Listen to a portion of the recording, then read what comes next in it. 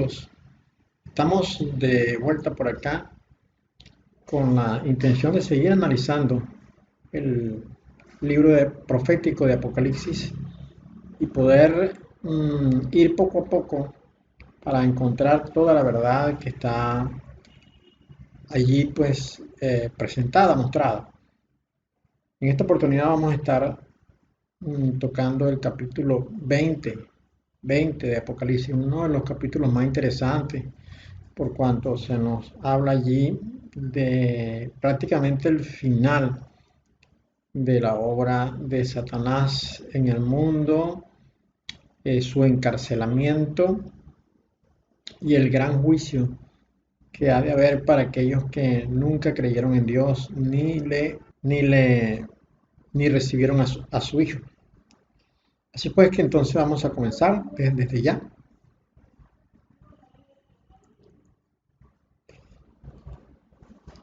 Bien, entonces vemos acá que dice: vi un malak, o sea, un ángel celestial descender del Shamayim, del cielo, que tenía la llave del abismo y una gran cadena en su mano. Prendió al dragón, aquella serpiente antigua, que es Satán, y lo ató por 1000 años. Lo arrojó al abismo y lo cerró y lo selló sobre él para que no engañara más a las naciones hasta que se cumplieran los 1000 años. Después de esto debe ser desatado por un poco de tiempo.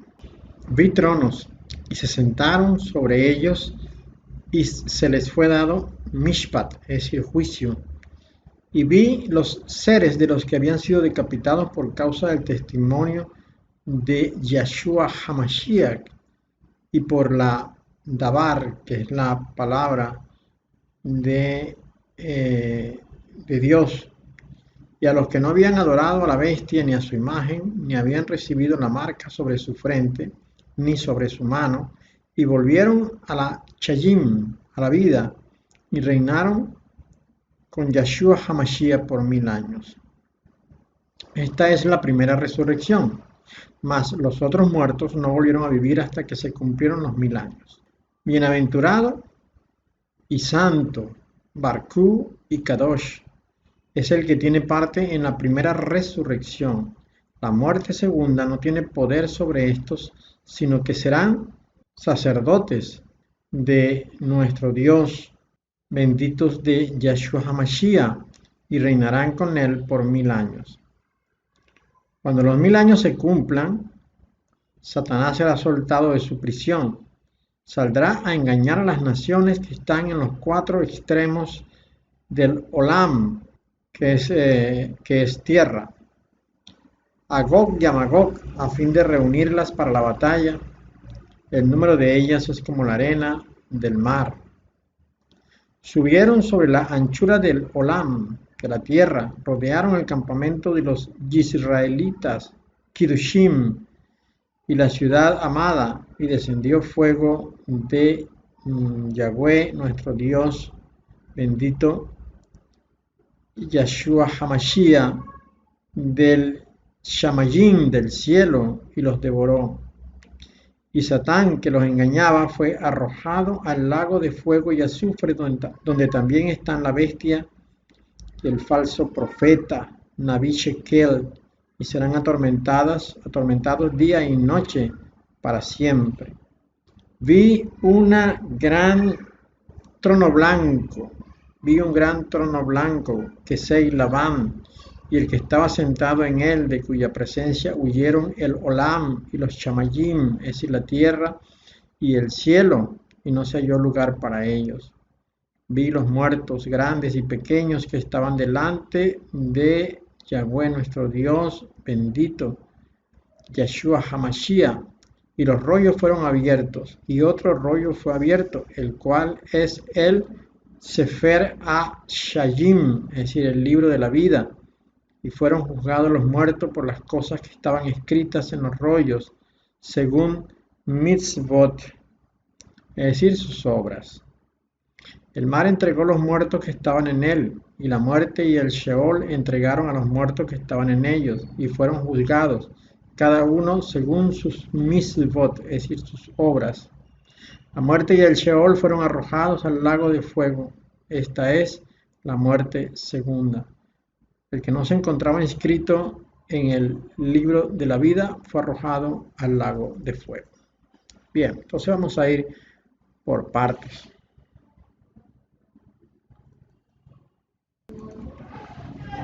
Lo primero que encontramos es que dice que un malak celestial desciende del Shamayim, que tenía la llave del abismo y una gran cadena en su mano.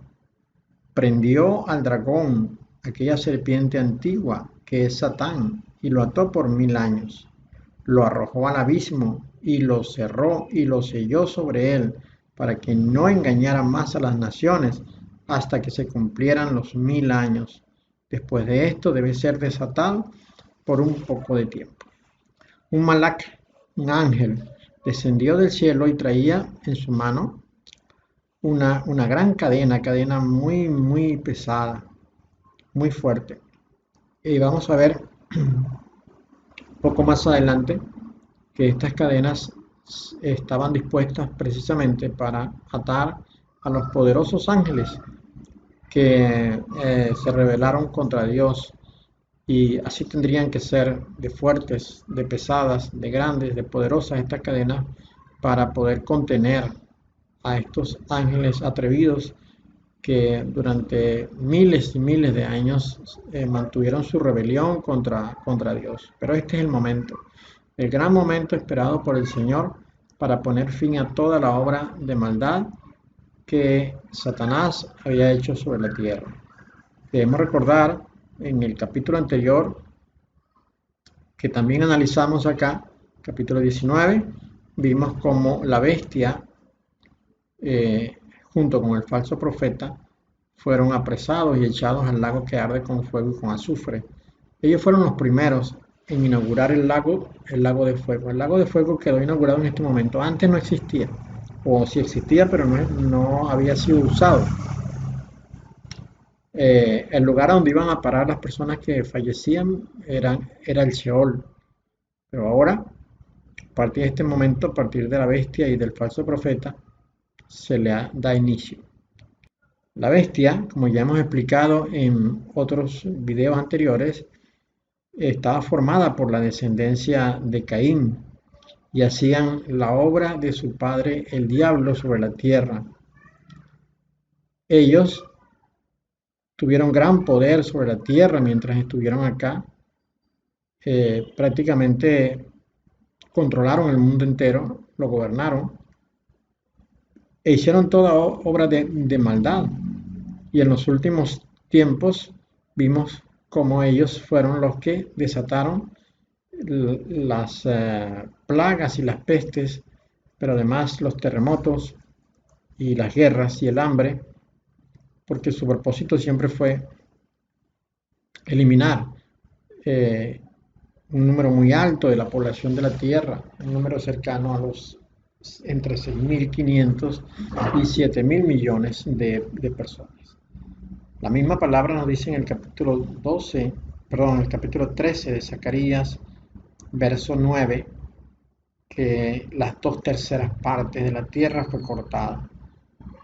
Es decir, un número un poco superior a 5.000 millones de personas. Ellos, la bestia, todos descendientes de la línea generacional de Caín, asesinaron, mataron más de 5.000 millones de personas. Bien, en el capítulo 19 nos dice que ellos fueron apresados junto con el falso profeta, que sería el anticristo, y fueron llevados a el lago que arde con fuego y con azufre. Ahora, en este momento del capítulo 20, inmediatamente después de los acontecimientos que nos muestra el capítulo 19,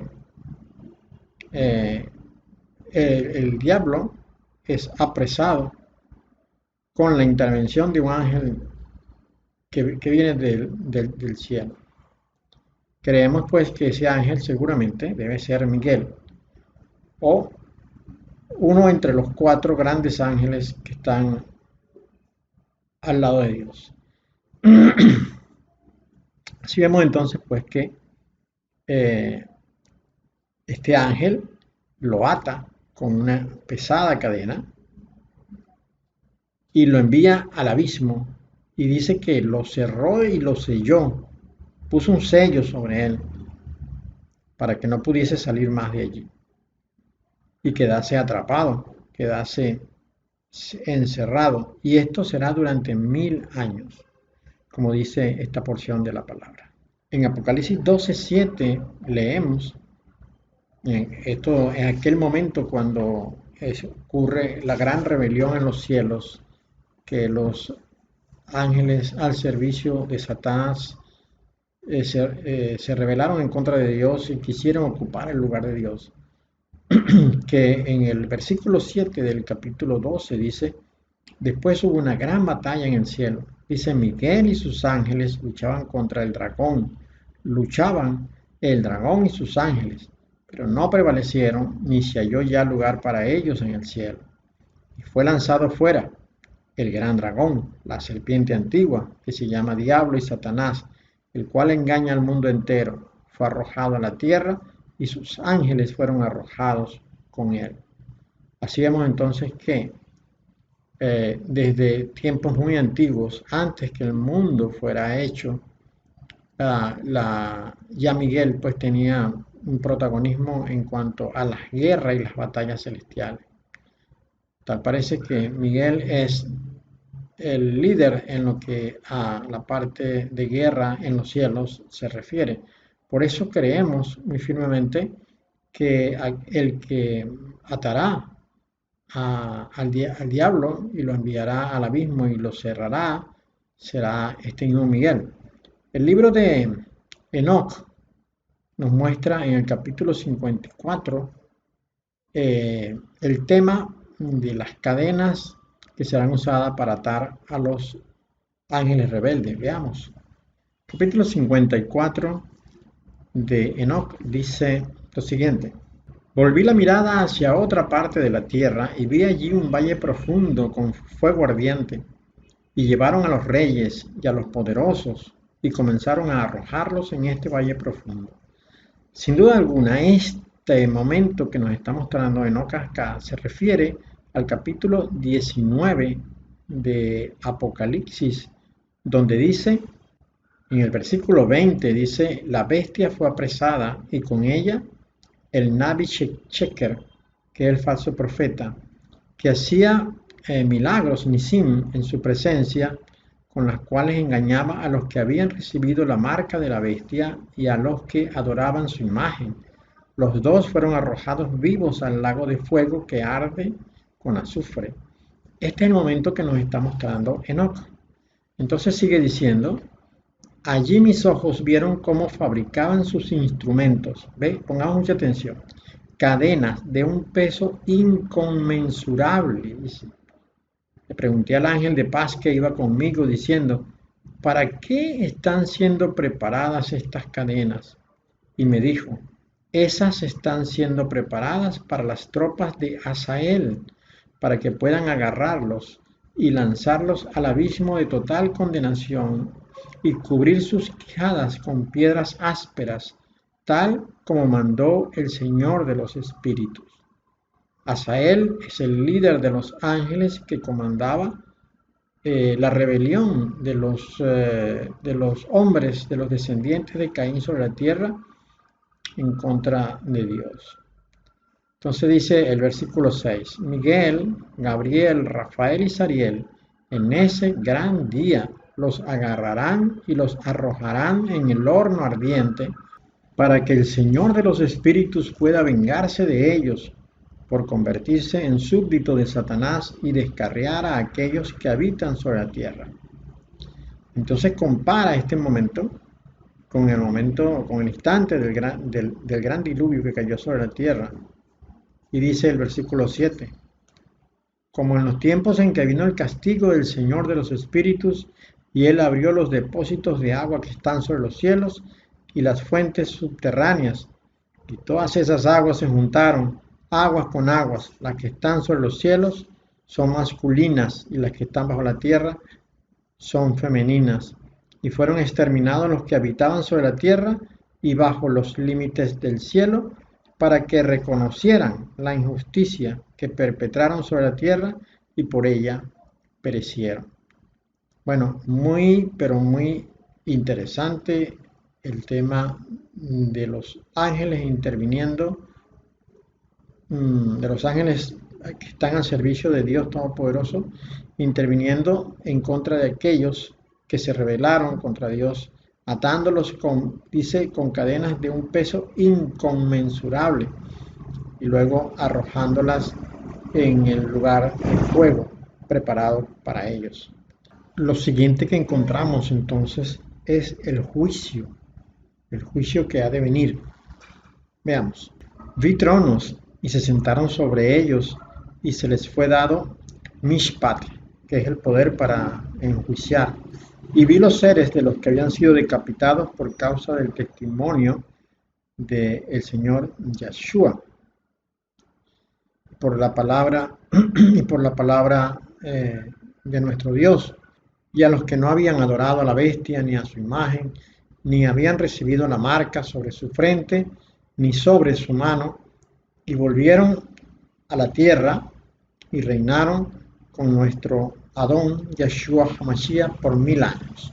Dice entonces Juan, dice que vio tronos y se sentaron sobre ellos y se les fue dada la capacidad para juzgar.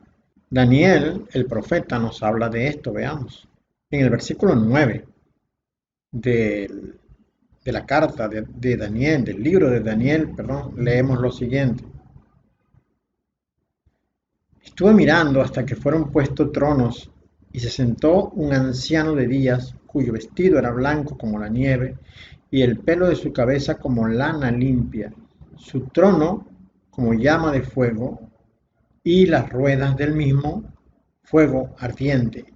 Luego el 22 dice, vamos a leer desde el 21, dice, y veía yo que este cuerno hacía guerra contra los santos y los vencía, hasta que vino el anciano de días y se dio el juicio a los santos del Altísimo, y llegó el tiempo y los santos recibieron el reino. En consecuencia, según el orden que nos está presentando Daniel y que ya nos había dado Juan en el capítulo 20 de Apocalipsis, el orden de lo que ha de venir en este momento de los eventos que han de ocurrir sobre la tierra, es que primero ha de ocurrir el juicio y luego ha de venir el gobierno. En consecuencia, pues este juicio no es el juicio de Dios sobre los que pecaron o no pecaron. Este es un juicio en el cual participarán aquellos que pasaron por la gran tribulación y respetaron a Dios y le confirmaron en sus vidas, pues confirmaron el testimonio que tenía, nunca le negaron y pudieron soportar la gran tribulación, y aunque probablemente hayan muerto allí, es lo más seguro, si no murieron, pues fueron perseguidos, torturados, pero entonces a ellos se les da la autoridad para hacer juicio en contra de los que les hicieron padecer tal circunstancia. Este juicio en el cual participan los santos también deberá ser el juicio en el cual serán juzgados los ángeles, porque ya Pablo nos había dicho esto. Veamos. Precisamente de este momento nos habla Pablo en la carta, en la primera carta a los Corintios, capítulo 6, versos 2 y 4, dice, ¿o no sabéis que los santos han de juzgar al mundo? Ya esto se refiere al juicio sobre los perversos, ¿no? Del cual hemos estado hablando. Ese es el juicio del cual nos está mostrando Apocalipsis 20. Y si el mundo ha de ser juzgado por vosotros, sois indignos de juzgar cosas muy pequeñas. Entonces luego dice, ¿o no sabéis que hemos de juzgar a los ángeles? Entonces queda claro pues que viene un juicio en el cual participarán los santos como jueces, y este juicio va a ir dirigido no solamente a los perversos hijos de Caín pertenecientes a la bestia de Apocalipsis 13 y 17, al gobierno infame que está en el mundo en este momento, un gobierno que nadie sabe que existe, pero que ciertamente está allí. Es un gobierno preparado, orientado, diseñado para establecer un nuevo orden mundial, salir del orden conocido, del cual estamos precisamente saliendo en este momento por causa de la pandemia que ha sido diseminada, dispersada en el mundo por estos seres perversos, todos descendientes de Caín, que forman parte del linaje del diablo. Ellos nos están sacando del viejo orden para introducirnos en un nuevo orden mundial. Entonces, los santos tienen el enorme privilegio de que se sentarán sobre tronos para juzgar a los que les persiguieron, les torturaron, los que les encarcelaron e inclusive asesinaron. Todos ellos, estas huestes de maldad de la familia Illuminati, no se le olvide este nombre, la familia Illuminati. Cuando usted vea este nombre, repúdielo por completo, porque todos son enemigos de Dios y enemigos de los santos y están en este mundo por ser mercenarios y huestes que trabajan al servicio de Satán para causar este enorme daño. Entonces el versículo 4 del capítulo 20 termina diciendo precisamente, termina hablando precisamente de ese gobierno. Dice, vio a los que habían sido decapitados, Juan vio a los que habían sido decapitados por causa del testimonio de Yahshua HaMashiach y por la palabra de nuestro Dios, y a los que no habían adorado a la bestia ni a su imagen, ni habían recibido la marca sobre su frente ni sobre su mano, y volvieron a la tierra, es decir, resucitaron, ¿verdad? Y reinaron con Yahshua HaMashiach por 1000 años. Ese es el tiempo que el Padre ha establecido, un gobierno de 1000 años para someter a todos los que se mostraron como los enemigos de Dios y de su Hijo, los que se rebelaron en las naciones y no aceptaron el gobierno. Recordemos que en este momento, cuando el Señor comienza a gobernar durante 1000 años, lo hace en una tierra que está destruida, una tierra en la que han muerto aproximadamente 5.200 millones de personas, y de los que van quedando en la tierra, pues no formaron parte de la resurrección, porque ya la resurrección se había llevado a cabo para este momento, la resurrección y el arrebatamiento, de tal manera que cuando los santos vienen a reinar por 1000 años, descienden desde los recintos, desde las habitaciones que el Padre había preparado en los cielos antes de descargar su ira sobre la tierra. Lo que estamos viendo ahora es un escenario que es consecuencia no solamente de la obra que los Illuminati, que los descendientes de Caín hicieron sobre la tierra, sino lo que quedó después de la manifestación de las 7 copas de la ira de Dios. Todos estos que están quedando sobre la tierra son personas de los rebeldes, de los que no se sometieron nunca a Dios. Y como vamos a ver un poco más adelante, pues estos todavía no se quieren someter al gobierno del Señor, aunque el Señor va a gobernar con vara de hierro. Él y sus santos van a gobernar con vara de hierro. Aunque ellos se tienen que someter durante estos 1000 años, sin embargo, al final de los 1000 años, ellos pues mostrarán su rebeldía y se unirán a Satanás para tratar de hacer una guerra final. Bien, en este momento vamos a regresar de nuevo a Daniel capítulo 7 para darle un poco más de sustento al gobierno milenial. Acá en el versículo 22 vemos que dice, vamos a ir un poquitico más atrás, este era el que habíamos leído hace un momento, y veía yo que este cuerno hacía guerra contra los santos y los vencía, hasta que vino el anciano de días y se dio el juicio a los santos del Altísimo, y llegó el tiempo y los santos recibieron el reino. Importante, los santos recibieron el reino porque van a reinar. Ahora en el 27 dice,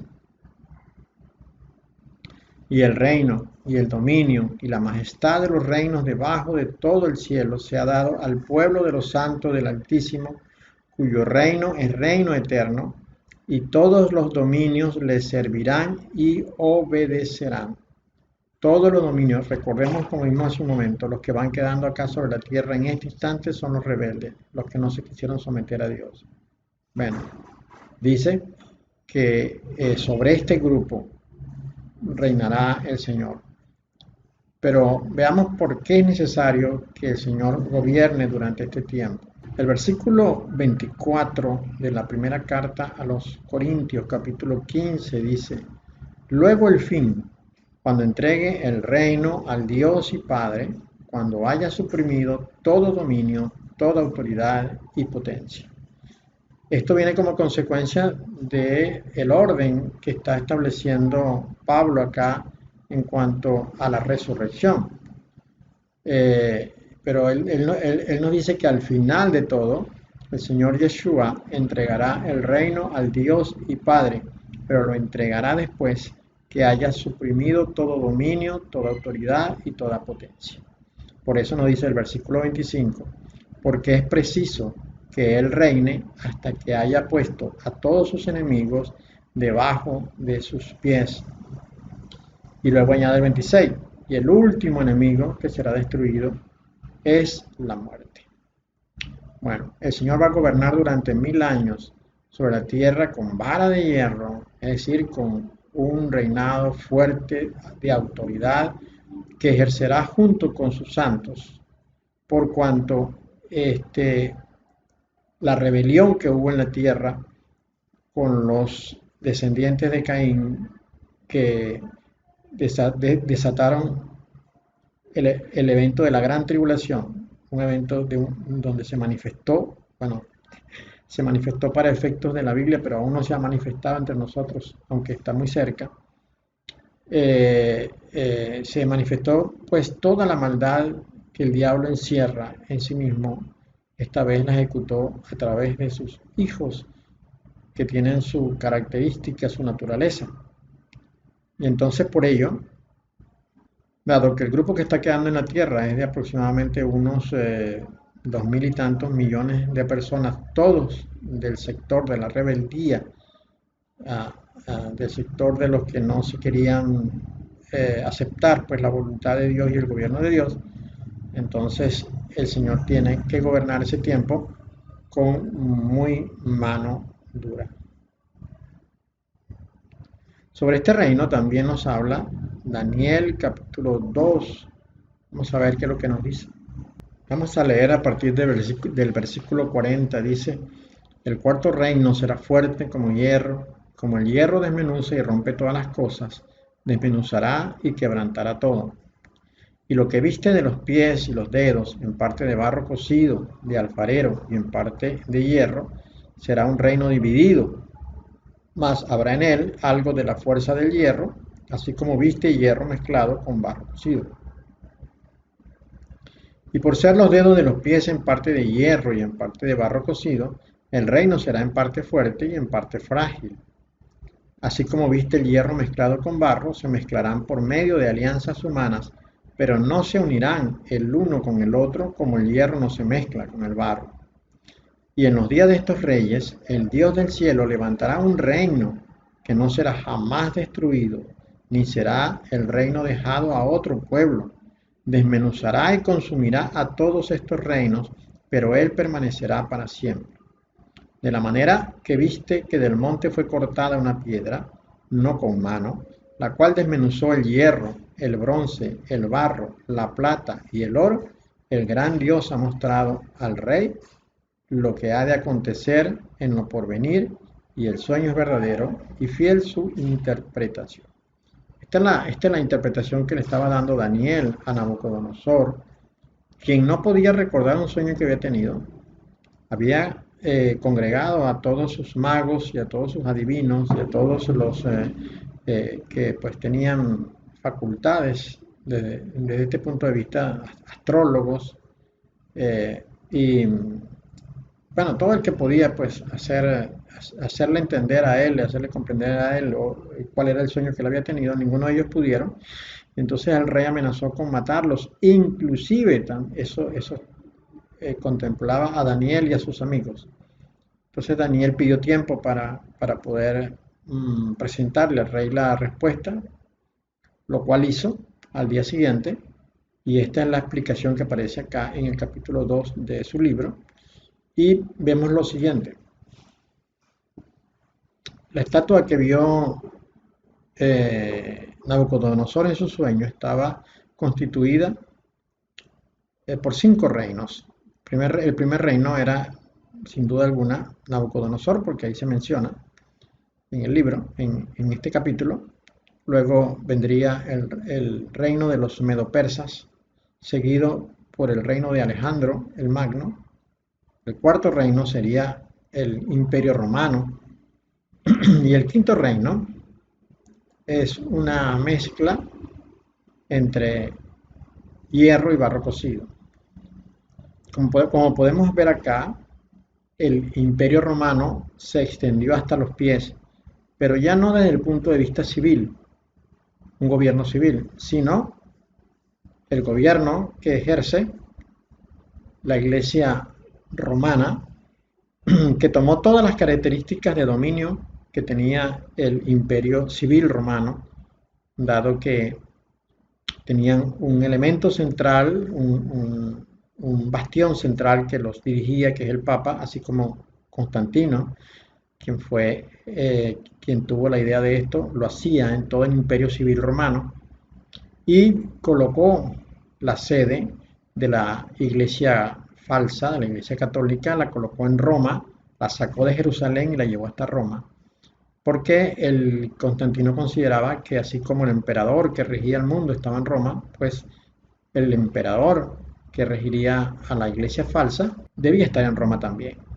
En consecuencia, todo el manejo de la situación política y civil que hacían las autoridades romanas en aquel entonces se trasladó, pero ahora desde el punto de vista religioso, para someter de igual manera al mundo entero, pero ahora desde una perspectiva diferente, ya no un gobierno civil, pero ahora sí un gobierno religioso. De tal manera que el hierro, como naturaleza de gobierno, se mantuvo y se extendió hasta los pies. Ahora, los pies estaban constituidos de hierro y barro cocido, porque por una parte estaba el gobierno romano rigiendo y controlando al mundo, pero por la otra y al mismo tiempo estaban algunos hombres que son el barro cocido, también como elementos de poder, rigiendo y controlando el mundo. Pero como son hierro, como es barro, no se mezclan entre ellos. Igualmente, pues en este tiempo, la iglesia romana, que es el hierro, y los Illuminatis, o la línea de Caín, la descendencia de Caín, que es el barro cocido, no se mezclarán.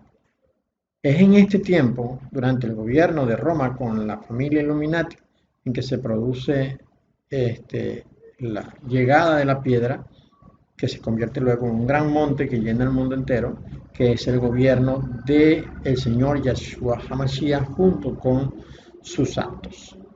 Este gobierno, preparado por Dios, servirá para controlar todos los desmanes, toda la vileza, toda la dureza con la que Roma junto con los Illuminati han gobernado al mundo desde hace cerca de unos 300 años. Luego el versículo 5 del capítulo 20 de Apocalipsis nos habla de la primera resurrección.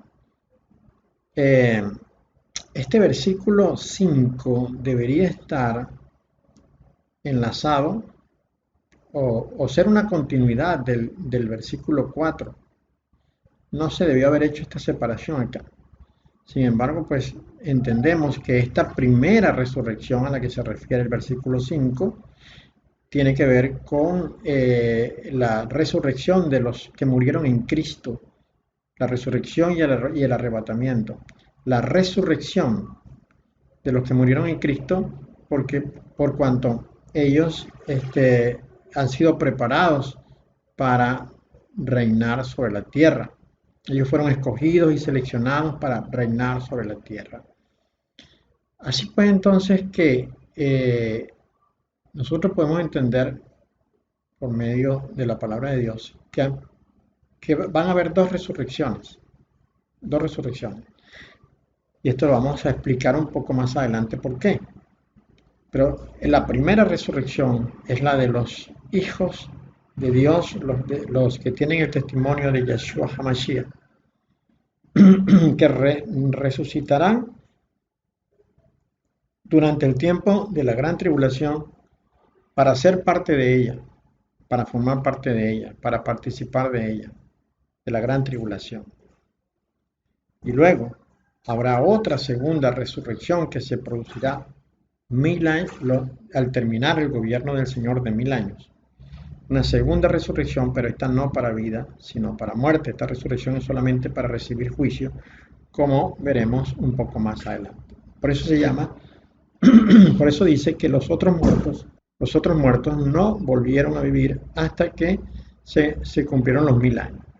Como digo, tal parece que esta primera parte del versículo 5, esta es la primera resurrección, debió haber sido continuidad del versículo 4, y el capítulo 5 ser más bien la parte donde dice los otros muertos no volvieron a vivir hasta que se cumplieron los 1000 años, para así poder tener claro cuál es la primera resurrección y cuál es la segunda.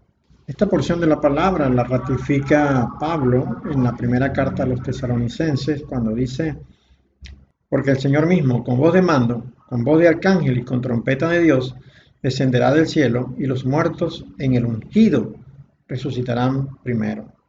Ellos son los que resucitarán primero. ¿Por qué? Porque después habrá otra resurrección. Por eso dice primero, porque después habrá otra resurrección, que es la resurrección de los que se levantarán para ser juzgados. En la primera carta del apóstol Pedro, capítulo 4, versículo 6, leemos: porque por esto también ha sido predicado el evangelio a los muertos, para que sean juzgados en carne según los hombres, pero vivan en espíritu según Dios. Todos los que han de ser juzgados tienen que ser juzgados en la carne, sin duda alguna. Esto tiene que ser así. Por ello es que los que se levantaron durante el tiempo, los que murieron en Cristo y se levantaron durante el tiempo de la gran tribulación, todos irán a un juicio cuando el Señor venga en las nubes. Pero luego los otros, los que no se levantaron, los que no escucharon la voz, que tuvieron que esperar 1000 años para resucitar, también lo harán en carne, porque tienen que ser juzgados en carne. Todo tiene que ser juzgado en carne, porque en carne hicieron todas sus obras. Así pues, entonces, no hay duda de que sí habrá dos resurrecciones, aunque la Biblia nos habla, no nos habla de la segunda, pero sí nos dice que hubo una primera resurrección en Apocalipsis 20, lo cual da a entender entonces que habrá una segunda resurrección. Esa segunda resurrección tiene que ver con los que serán juzgados. Veamos ahora en el Antiguo Testamento al gran profeta Isaías, el profeta evangelístico. Y él nos dice en el capítulo 26, versículo 19, dice: tus muertos vivirán, sus cadáveres resucitarán. Despertad y cantad, moradores del polvo, porque tu rocío es cual rocío de hortalizas, y la tierra dará sus muertos. Es un lenguaje poético, sin duda, aunque habla de cadáveres y de muertos, pero es un lenguaje poético, porque lo que está diciendo Isaías acá es que, como nos dijo Pablo dice que para que salga la vida primero tiene que haber la muerte. Dice que lo que se siembra es el grano, pero el grano tiene que morir para que surja la vida. Pero para que pueda surgir la vida en el grano enterrado tiene que haber un riego, tiene que haber agua. Entonces, lo que nos da a entender la muerte y lo que nos da a entender la sepultura es que se sepulta un cuerpo muerto para que de él salga la vida. Esto poéticamente hablando en cuanto a los que resucitaron con el favor de Dios, porque resucitarán para vida eterna. Pero hay otros que no. Veamos que Isaías también nos dice esto en este mismo capítulo. Acá en el verso 11 dice, Yahweh, tu mano está alzada, pero ellos no ven. Verán al fin y se avergonzarán los que envidian a tu pueblo, y a tus enemigos fuego los consumirá. Recordemos, bueno, no recordemos porque todavía no lo hemos dicho, pero lo vamos a ver un poco más adelante, que en esta etapa de las cosas los enemigos del Señor serán destruidos con fuego. Ya eso lo vamos a ver un poco más adelante. Entonces dice el verso 12, Yahweh, tú nos darás paz, porque también hiciste en nosotros todas nuestras obras. Sigue diciendo, Yahweh, Dios nuestro, otros señores, fuera de ti se han enseñoreado de nosotros, pero en ti solamente nos acordaremos de tu nombre. Está hablando sin duda alguna de los Illuminati, de este gobierno que está bajo la sombra, de este gobierno escondido que pretende la destrucción y la muerte de 6.500 millones de personas. Ejercen un gobierno, una autoridad y pronto será peor aún en el mundo. Dentro de algunos meses será peor en el mundo por cuanto lo que estamos viendo ahora, el control social que estamos viendo ahora con la cuarentena en todo el mundo, esto se pondrá aún más rígido y se quitarán la máscara, pues porque la pandemia no es solamente sino un instrumento hipócrita de sus verdaderas intenciones. Ellos no quieren proteger al mundo, lo que quieren es destruirlo. Por eso enviaron la plaga. Pero entonces ahora nos dice este precioso verso, nos dice que otros señores, no tendrían por qué ser señores, el único Señor es el Dios Todopoderoso, por eso dice, fuera de ti, porque el único que debería enseñorearse de nosotros es el Padre, Creador de todas las cosas, Señor Yahweh. Otros fuera de ti se han enseñoreado de nosotros, pero solamente nos acordaremos de tu nombre, no nos acordaremos del nombre de ellos. No, nunca, nunca tomaremos el nombre de los Illuminati como algo nuestro. El nombre de Dios, en el caso de su Hijo, Yeshua, que significa salvación, significa Yahweh salva, ese es el nombre que tenemos que recordar. El nombre del Padre, Yahweh, el nombre del Hijo, Yeshua. Así que cuando usted esté en aprietos durante el gobierno de la gran tribulación, usted clame al nombre del Señor. Llámelo por su nombre Yahweh, llámelo por su nombre Yeshua y clame a Él a ayuda, que Él lo ha prometido. En Joel capítulo 2, Él ha prometido ayuda para los que clamen en su nombre. Solamente nos acordaremos de tu nombre. Pero luego dice, muertos son, no vivirán, han fallecido, no resucitarán, porque los castigaste y destruiste y deshiciste todo su recuerdo. Usted podrá decir, bueno, pero aquí dice que no resucitarán. Claro, porque este instante del cual está hablando acá es el momento de la resurrección de los santos. Ellos no van a resucitar durante la resurrección de los santos. Ellos van a pasar de largo durante 1000 años y al final de los 1000 años es que ellos resucitarán para ser juzgados en carne conforme nos dice la palabra. Daniel en capítulo 12 de su libro también nos habla de este momento. Veamos. Acá leemos que dice lo siguiente, y muchos de los que duermen en el polvo de la tierra serán despertados, unos para vida eterna y otros para vergüenza y confusión perpetua.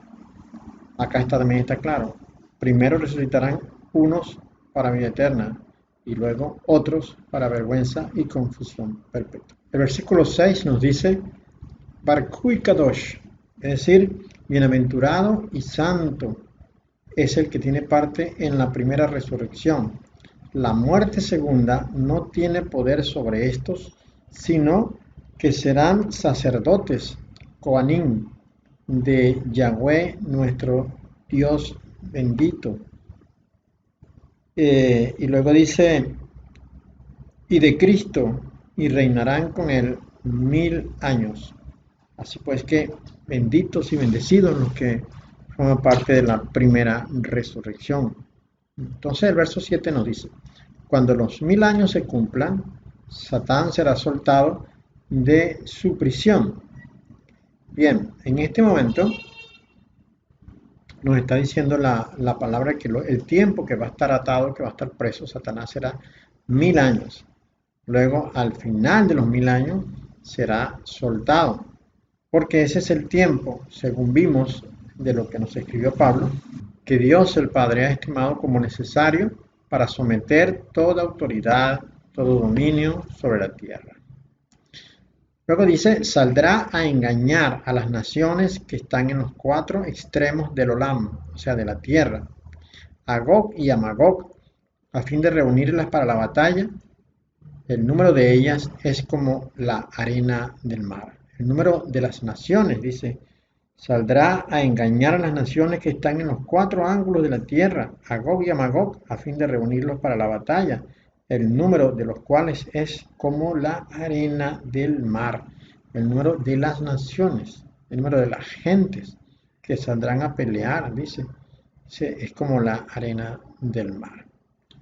El versículo 9 nos dice, subieron sobre la anchura del Olam, de la tierra, rodearon el campamento de los israelitas Kiddushim, subieron sobre la anchura de la tierra y rodearon el campamento de los santos y la ciudad amada, y de Dios descendió fuego del cielo y los consumió. Esta versión de la Torá dice, subieron sobre la anchura del Olam, rodearon el campamento de los israelitas Kiddushim y la ciudad amada, y descendió fuego de Yahweh nuestro Dios santo, y de Yeshua HaMashiach del cielo, y los devoró. Por eso nos decía el capítulo 26 de Isaías, que ellos serían consumidos por fuego, precisamente porque el Señor tiene preparado un fuego para destruirles a ellos, ¿no? Esto es lo que Dios tiene previsto para ese momento. Cuando suceda esto, ya habrá prácticamente terminado todo por completo, porque ya no quedará ningún enemigo de Dios. Recordemos que los primeros enemigos de Dios, que fueron los Illuminati, todos ellos fueron llevados al lago que arde con fuego y con azufre. Esto aparece en el capítulo 19, junto con el anticristo, el falso profeta. Luego, en este capítulo 20, después de los 1000 años, después del gobierno de los 1000 años, todavía quedará gente rebelde en la tierra, que no se sintieron a gusto con el gobierno del Señor Yeshua. Y entonces a esto saldrá a engañar el diablo, a convencerlos para la gran batalla, ¿no? Y entonces nos habla de Gog y Magog. Y Gog y Magog lo recordamos nosotros en el capítulo 38 de Ezequiel. Veamos. Acá podemos leer en el capítulo 38 de Ezequiel que dice, vino a mí palabra de Yahweh diciendo, hijo de hombre, pon tu rostro contra Gog, en tierra de Magog, príncipe soberano de Mesec y Tubal, y profetiza contra él, y di, así ha dicho Yahweh el Señor, he aquí yo estoy contra ti, oh Gog, príncipe soberano de Mesec y Tubal, y te quebrantaré y pondré garfios en tus quijadas, y te sacaré a ti y a todo tu ejército, caballos y jinetes, de todo en todo equipados, gran multitud con paveses y escudos, teniendo todos ellos espadas. Persia, Cus y Fut, con ellos, todos ellos con escudo y yelmo. Gomer y todas sus tropas, la casa de Togarma, de los confines del norte y de todas sus tropas, muchos pueblos contigo. Prepárate y apercíbete tú y toda tu multitud que se ha reunido a ti, y sé tú su guarda. Luego dice, de aquí a muchos días serás visitado, al cabo de años vendrás a la tierra salvada de la espada, recogida de muchos pueblos, a los montes de Israel, que siempre fueron una desolación, mas fue sacada de las naciones, y todos ellos morarán confiadamente. Subirás tú, y vendrás como tempestad, como nublado para cubrir la tierra, y serás tú y todas tus tropas, y muchos pueblos contigo. Así ha dicho Yahweh el Señor.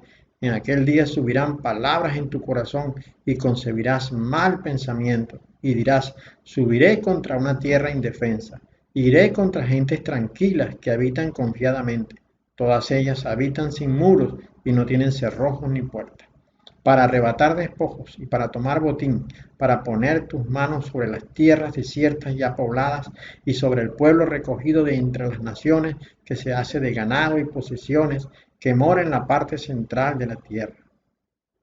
Saba y Dedán y los mercaderes de Tarsi y todos sus príncipes te dirán: ¿has venido a arrebatar despojos y has reunido tu multitud para tomar botín, para quitar plata y oro, para tomar ganados y posesiones, para tomar grandes despojos? Bueno, esto es lo que Dios piensa hacer con Gog y Magog, que son instrumentos en sus manos para la destrucción de Israel. Pues eso es lo que ellos, no es que ellos sean instrumentos en la mano de Dios para destruir Israel, sino que ellos van a ser usados en ese momento y luego vendrá la destrucción de ellos, porque el capítulo 38 y el 39 nos habla de la gran cantidad de cadáveres que quedarán regados por todo el mundo después de esta gran batalla. El libro de Primero de Crónicas, en el capítulo 5, nos dice de dónde salió Gog. Nos dice: los hijos de Rubén, primogénito de Israel, porque él era el primogénito, mas como violó el lecho de su padre, sus derechos de primogenitura fueron dados a los hijos de José, hijos de Israel, y no fue contado por primogénito. Bien que Judá llegó a ser el mayor sobre sus hermanos y el príncipe de ellos, mas el derecho de primogenitura fue de José. Fueron pues los hijos de Rubén, primogénito de Israel, Hanoc, Falú, Esrón y Carmi. Los hijos de Joel, Semaías, su hijo, Gog, su hijo, Simei, su hijo. Así pues, acá entendemos que Gog fue precisamente uno de los hijos de Joel. Luego el verso 10 nos dice: y Satán, que los engañaba, fue arrojado al lago de fuego y azufre, donde también están la bestia y el Nabi Shekel, es decir, el falso profeta, y serán atormentados día y noche por la eternidad. Eso es lo que significa Le Olam Vaed. Ya habíamos hablado de que el falso profeta y la bestia, desde el capítulo 19 de Apocalipsis, ya estaban en el lago que arde con fuego y con azufre.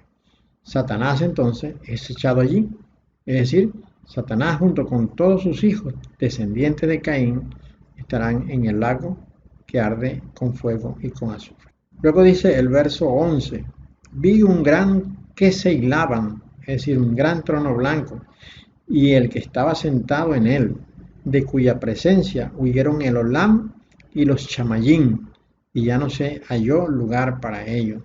Esto es muy interesante porque la primera tierra, que es el Olam, y los primeros cielos, que son los Chamayín, no existirán más.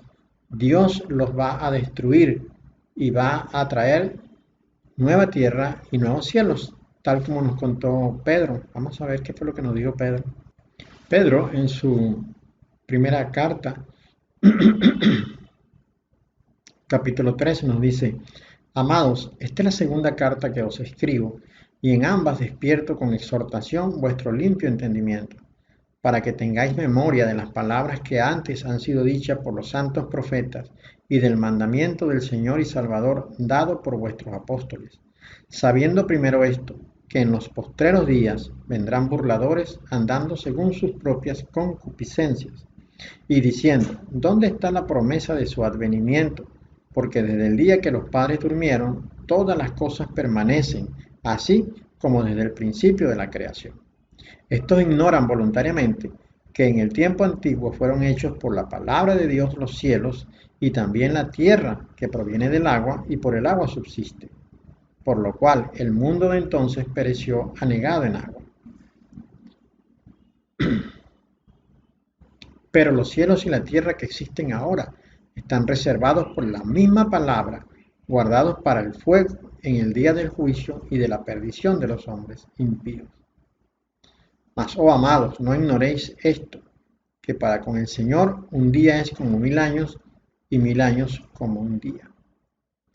Luego dice el verso 9: el Señor no retarda su promesa, según algunos la tienen por tardanza, sino que es paciente para con nosotros, no queriendo que ninguno perezca, sino que todos procedan al arrepentimiento.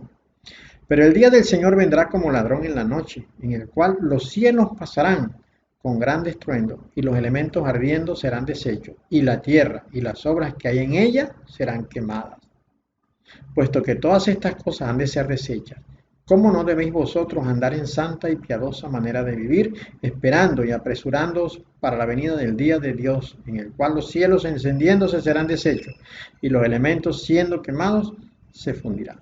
Luego añade, pero nosotros esperamos según sus promesas cielos nuevos y tierra nueva, en los cuales mora la justicia. Por lo cual, oh amados, estando en espera de estas cosas, procurad con diligencia ser hallados por Él, sin mancha e irreprensibles, en paz.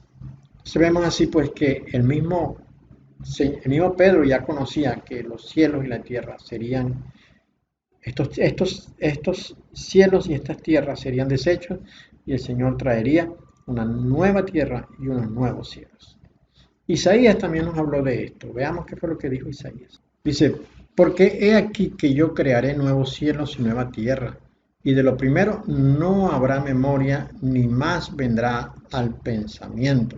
Mas os gozaréis y os alegraréis para siempre en las cosas que yo he creado, porque he aquí que yo traigo a Jerusalén alegría y a su pueblo gozo.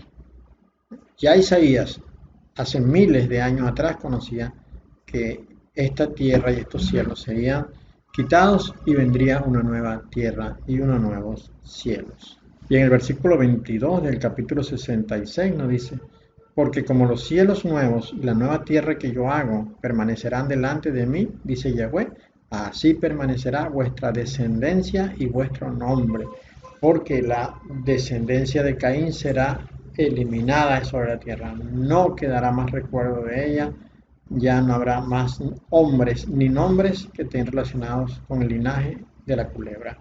Pero la descendencia santa de Dios, primeramente la descendencia de Israel y luego la que es de la fe, esa sí será eterna y quedará para siempre. Y luego ya para finalizar este capítulo 20 encontramos el juicio y las cosas tan tremendas que han de ocurrir. El versículo 12 dice, vi los muertos, grandes y pequeños, que estaban delante de Yahweh nuestro Dios y de Yeshua HaMashiach, y los rollos fueron abiertos, los rollos donde aparecen todas las obras hechas por los hombres. Cada uno de nosotros tiene su propio rollo, escrito a mano, en donde aparecen todas nuestras maldades, todas nuestras bondades, todos nuestros actos están allí. Y luego dice, y otro rollo fue abierto, el cual es el Sefer HaShayim, es decir, el libro de la vida.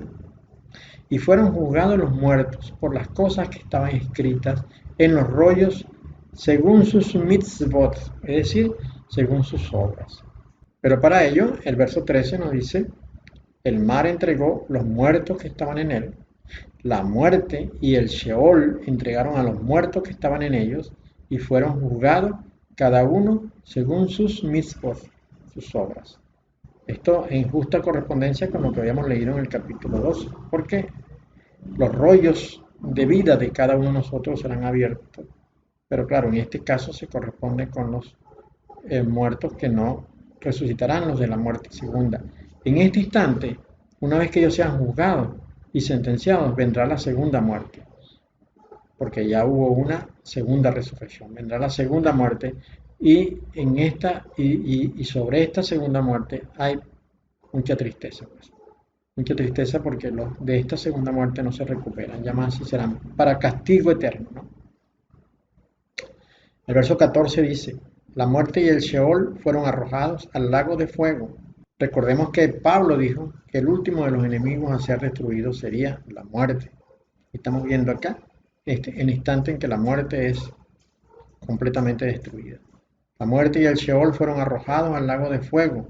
Esta es la muerte segunda. Ciertamente, la muerte segunda, la cual trae mucha tristeza.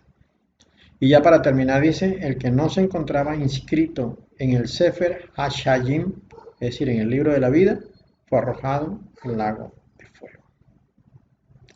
Procure usted, amigo mío, hacer la paz con el Señor, con Dios Padre Todopoderoso, por medio de su Hijo, Yeshua HaMashiach, Yeshua el ungido. Haga la paz con Dios por medio de su Hijo, porque el Hijo vino para morir por nosotros. El Hijo vino a dar su vida y sufrió una muerte terrible, golpeado, alanceado, eh, castigado con látigo, con un látigo terrible que tenía una gran cantidad digamos, de tiras, y en cada tira terminaba en una garra de acero. Cada vez que esta tira pegaba en el cuerpo rasgaba la carne. Fue clavado en sus manos y en sus pies. Fue perforado su cabeza por medio de una corona de espinas que tenía unas agujas, unas espinas de aproximadamente unos 5 o 6 centímetros. Todo eso lo hizo nuestro Señor, el precioso Señor nuestro Yeshua, el ungido, para darnos vida. ¿Por qué habríamos de decidirnos por ser arrojados en el lago de fuego cuando tenemos una tan grande oferta de salvación que nos ha dado el Padre? Hagamos pues la paz con Dios por medio de su Hijo, para que tengamos promesa de vida eterna. Gracias por mirar el video hasta el final. Dios te bendiga.